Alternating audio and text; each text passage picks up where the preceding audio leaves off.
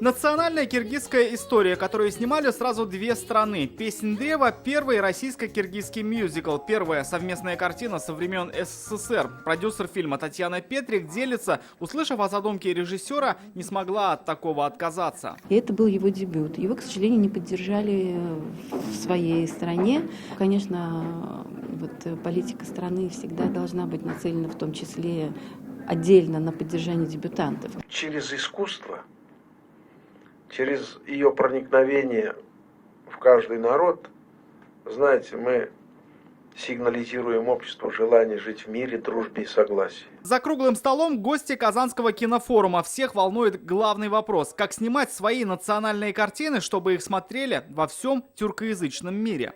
Вопрос использования ресурсов друг друга в части организации, расширения рынка кинопоказа – это очень перспективная, мне кажется, тема для вашей коммуникации. Мы упустили время, люди ушли из кинотеатров.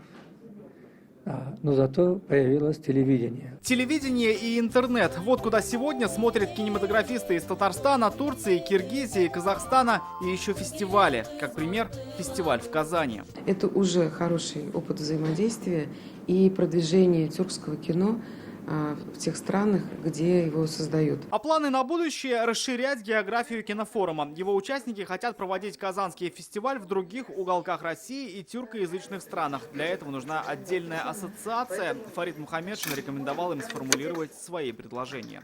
Рамиль Хайдуллин, Ринат Сафин, ТНВ, Казань.